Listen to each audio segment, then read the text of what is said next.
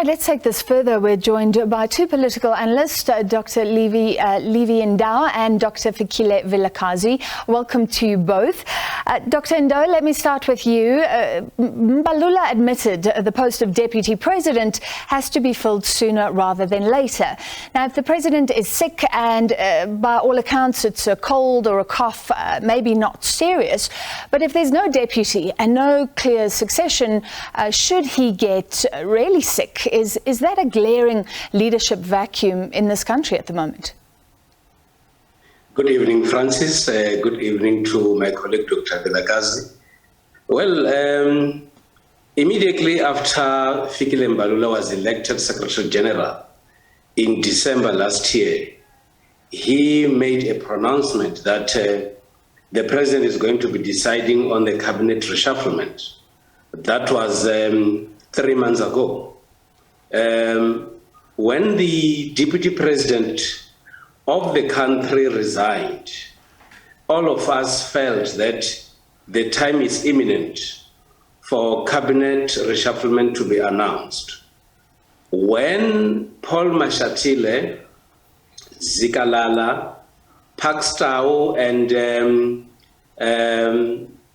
Ramaphosa were brought to the National Assembly and sworn in, we all waited to see cabinet reshufflement. When Enoch Godongwana was sworn in as an MP, we expected cabinet reshufflement to be announced. When the spokesperson of the President was briefing the media a few days ago, he said it's just a matter of days. Now, South Africa does not have a deputy president. The president is sick. Obviously, there is a vacuum that has been created. My sense is that you need some sense of agency on the part of the ANC and the president of both the ANC and the Republic, that we have got a crisis of electricity. He has announced that we're going to have a minister of electricity, and days are passing by and we're not seeing anything. And of course, that has a potential to create anxiety, but also it opens up for a lot of speculation, and people will come up with different views and suspicions, and you cannot be able to block them. Dr. Vilakazi, do you agree? Is the President being indecisive here to an extent that's really undermining trust in his leadership?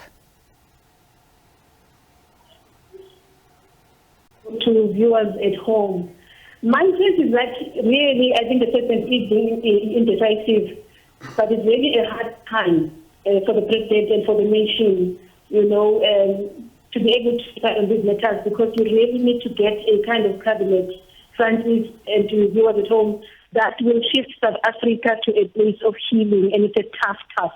And then clearly the President has not been able to make that decision since after the outcomes of the conference of the ANC in Nazareth. 3 months later, it's March now, we're getting to April, mid-year, the President has not decided. And for me, Francis, this is not a decision that the President clearly can take alone, given the fact that the country is in crisis.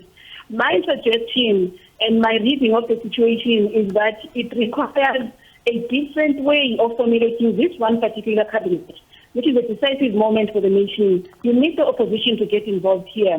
Remember, we are talking about a cabinet that is going to lead South Africa. These are no longer matters of the African National Congress.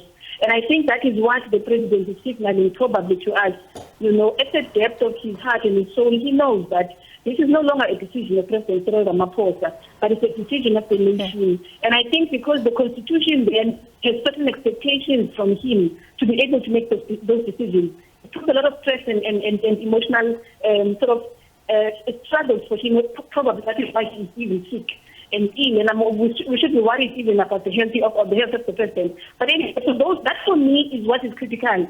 What we should be talking about here now is that we have a National Assembly that has got a responsibility to make sure that it's got cabinet. Yes, the President has got a role to play. Can we assist the President to say, look beyond the ANC? There are possibilities. We are heading towards coalition, Francis. The President begin to bring in the opposition to say, we need a different kind of a cabinet here. Dr. Vilakazi, so let me just challenge you here. You're saying bring in the opposition just before we head into an election year. And some have suggested he's already got consultation paralysis. We know that there's been consultation far and wide because SATO has admitted that reportedly there was meant to be another ANC meeting today. Does a lack of a decision not suggest that there's no consensus? Sure, but there's also a president that can't take a firm decision in the face of that.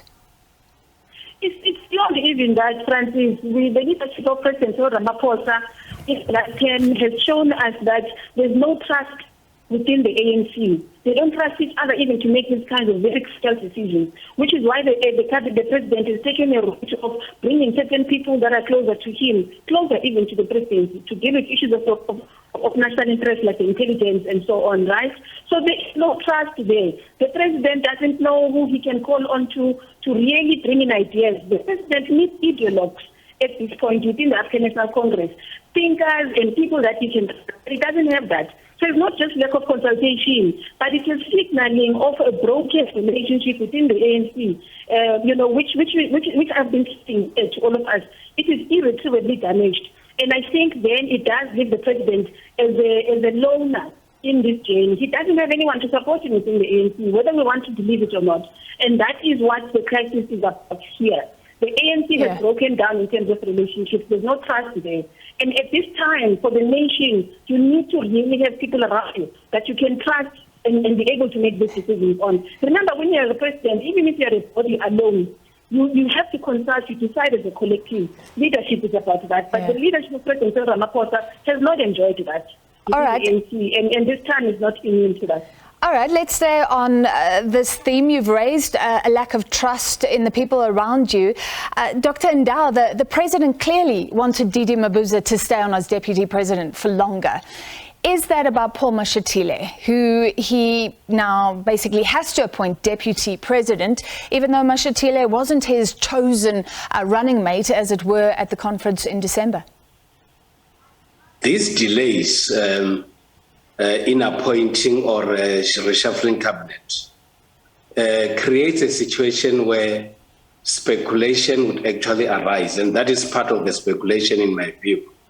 I think David Mabuza has made things far much easier for President Ramaphosa by resigning because he knew that he has not been re-elected at the conference in December. That conference in December, for not re-electing Mabuza, was saying that, Ramaphosa, you've got a chance to reshuffle. Number two, that conference was giving Ramaphosa more powers and confidence to also act as a leader, because that is what the delegates of the ANC gave him in Nasrec. I believe in consultation. I believe in ensuring that there should be balance in whatever a leader does.